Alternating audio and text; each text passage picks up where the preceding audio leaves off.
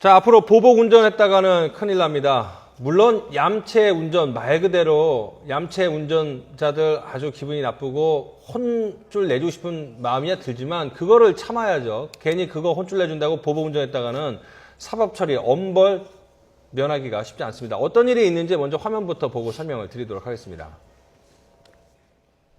고속도로에서 2차선을 달리던 버스, 방향 지시등도 켜지 않은 채 차선을 변경하는데요. 화가 난 검은색 승용차, 속도를 높여 따라잡은 뒤 끼어들다가 전복됩니다. 시내의 한 도로입니다. 앞에 가는 오토바이를 보시죠. 오토바이가 갑자기 끼어들자 흰색 승용차가 경적을 울립니다. 오토바이 운전자 화풀이를 하듯 승용차 뒷문에 위험한 발길질을 하다가 결국 넘어졌습니다. 시내 도로를 달리고 있는 승용차. 차선을 오른쪽으로 옮기자마자 앞서 달리던 검은색 승용차도 같은 차선으로 변경하는데요. 다시 차선을 옮겨 검은 승용차를 앞질렀습니다. 잠시 뒤 검은 승용차가 다시 앞으로 나타나더니 브레이크를 밟는데요. 가다 서다를 반복하며 약을 올립니다. 이리저리 차선을 오가며 앞을 가로막더니 결국 화가 난 운전자가 차에서 내려 다가갔는데도 왔다 갔다 위협하고는 달아나 버렸습니다. 화물차가 고속도로를 달리고 있습니다. 승용차 한 대가 앞질러 나타나더니 갑자기 속도를 줄여 위협합니다. 화물차는 갓길로 피해서 승용차를 앞질렀는데요. 이번에는 또 다른 승용차가 앞질러 나타나더니 아예 차를 멈추고 내려서 항의합니다. 뭔가 감정 싸움이 있었던 것 같습니다. 아까 위협하던 흰색 승용차 운전자는 아예 갓길에 차를 세우고 도로를 성큼성큼 걸어옵니다. 보복 운전은 나의 모자란 인격을 드러내는 일이기도 하지만 자칫하면 대형 사고를 불러올 수 있습니다. 자, 보복 운전을 했는데 사고가 나지는 않았습니다. 그래도 처벌을 받을 수 있습니까? 그럼요. 보복운전 자체가 지금 예. 이제 어떻게 보면 협박이지 않습니까? 사실은 이제 그리고 무엇보다도 차라고 하는 것은 위험한 물건이라고 해서 법적으로 흉기나 마찬가지로 봅니다. 대법원에서 판례가. 그래서 흉기를 가지고 사람을 위협한 거나 똑같이 봐서 실제 이번에 징역으로, 실형으로 8개월을 받기도 했습니다. 그러니까 왜 그렇게 보복 운전에 대해서 엄하게 다루죠? 사고가 안 났다 하더라도? 사고는 안 났지만요. 네. 우리 형법에서 처벌을 할 때는 네. 어떤 중대한 위험을 야기한 것만으로도 네. 뭐 가벼운 위험을 야기한 것보다는 중하게 처벌을 함으로써 그 행위를 못하게 해야 되는 거거든요. 그래서 처벌을 엄격하게 하는 건데 지금 같은 경우에는 비록 본인이 차 안에 타고 있었기 때문에 차로 위협을 했다라고 하지만 차는 운전의 수단이지 네. 사람에게 위해를 가하거나 협박을 하거나 뭐 통로를 진행을 막거나 이런 식으로 의사표현을 하는데 쓸 수 있는 도구가 아니거든요. 이런 의사표현을 하는데 쓰기 시작하면 바로 그 상대방의 안전, 두 사람의 안전, 교통의 안전을 해치는 거기 때문에 이 위협을 하는데 쓰는 순간 이 차가 위험한 물건이 돼버립니다. 그래서 우리 폭력행위 등 처벌에 관한 법률에 의하면 위험한 물건을 가지고 협박을 하면은 이 징역형밖에 없어요. 벌금형도 없어요. 바로 1년 이상의 징역형이 되거든요. 그래서 이 차를 가지고 누군가에게 위협을 하는 순간 징역 실형을 받거나 집행유예를 받아야 되는 상황에 처해질 수 있다는 거를 정확하게 인지하시고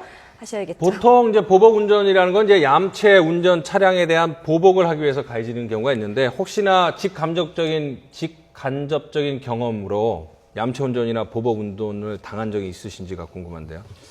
뭐 실제로 했다고 고백을 하셔도 되고. 예, 실제로 운전을 할 때 이동을 빨리빨리 해야 되는 그런 상황들이 많이 나오니까 방송에 출연한다든가 할 때 그러면 어쩔 수 없이 그렇게 좀 끼어드는 거를 하는 경우들이 있는데 그럴 때 보복 운전을 하시는 분들이 가끔 계시더라고요. 어떤 식으로 하죠? 그러면 제일 대표적인 게 앞으로 와가지고 이제 브레이크 차를 밟는 갖다가 거, 자꾸 밟으면서 이렇게 진로를 막는 거죠.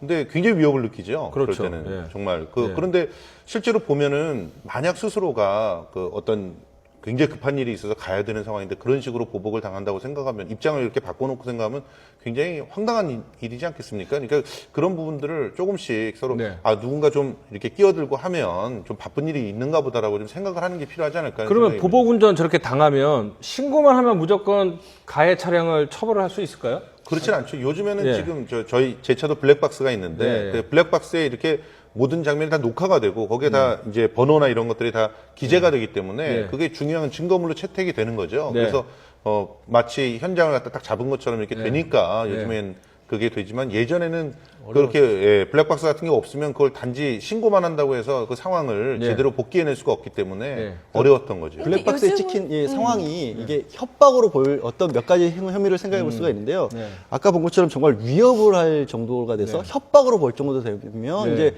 폭력행위 등 처벌에 관한 법률로 그 위험한 물건을 이용한 협박죄가 되는 거고 네. 그게 아니라 정말 앞길을 가로막고 이런 정도가 되면 그것도 교통방해죄라는 게 가능합니다. 그리고 거기서 나가서 그것 때문에 사람이 다쳤다. 그러면 둘 다 되는 거죠. 위험한 물건으로 사람을 다치게 한 것이 될 수도 있고 네. 또 교통방해 치사상죄라는 것도 따로 있기 때문에 네. 굉장히 중범죄로 이어질 가능성이 많고요. 네. 더 걱정스러운 거는 거기서 이제 보복운전에서 그치는 게 아니라 그러다가 아까 내려서 이제 걸어와서 막 예. 싸움 나는 경우도 있잖아요. 그러니까 실제로 사람들끼리도 내려서 싸움을 하다가도 그 안에서 도로란 것 자체가 위험한 공간이니까 사람들끼리 싸운다고 교통사고로 더 큰 사고로 이어지기도 하는 거죠. 그래서 저는 이걸 좀 약간 다른 각도에서 한번 들여다보고 싶은데요. 네.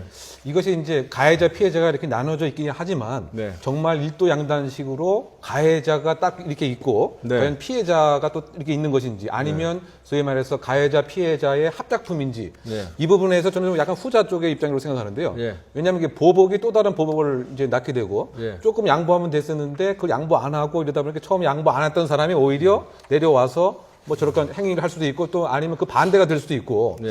근데 그러다 보니까 물론 이제 그 법적인 그 측면에서는 구체적인 행위를 바로 행하는 사람을 네. 의의를 하겠지만 네. 사실은 그게 쭉 어떤 인과관계의 어떤 뭐 진전을 쭉 살펴보면은 네. 사실은 상당 부분에 있어서는 피해자 유발 범죄가 될 수도 있다. 네. 뭐 그런 생각이 좀 많이 드는 것 같아요. 뭐 예를 들면 이제 네. 살인 사건 같은 경우에도 뭐 외국 같은 경우는 개인끼리 싸웠는데 네.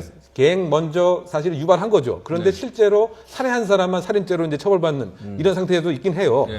그래서 이런 보복 그 운전 같은 경우가 대표적으로 피해자가 이런 유발한 면도 있는 것은 아닌가. 네. 그래서 결국은 이제 마음을 서로 양보하는 네. 그래야 이런 사고가 나지 않지 않느냐. 합작품이다. 뭐 이런 생각이 좀 듭니다. 교수님 말씀도 일리는 있고요. 또 많은 남성분들이 실제로 이렇게 얌체같이 끼어들고 내가 가려고 하는데 또 끼어들고 이런 것이 얼마나 화가 나는지에 대해서 공감을 하실 거예요. 네. 그러다 보니 진짜 저런 경우는 욱해서 진짜 차로 어떻게 좀 위협을 하고 싶다라고 이제 공감을 하실 수는 있는데 저는 그것도 상당히 위험한 이제 발상이 될 수 있다라고 보는 것이 네. 우리 법이 그러니까 형사 처벌을 할지 말지를 결정하는 기준이 형사 처벌을 하지 않는다는 그러니까 끼어들기 얄밉잖아요. 하지만 끼어들기만으로 어떤 이런 중대한 형사처벌을 하지 않는 이유는 이 정도의 행위는 네. 그냥 봐줘야 된다는 거거든요. 그러니까 화가 법적으로. 나더라도, 예, 네. 화가 나더라도 이 정도의 일상 살다 보면 화날 일은 굉장히 많은 거죠.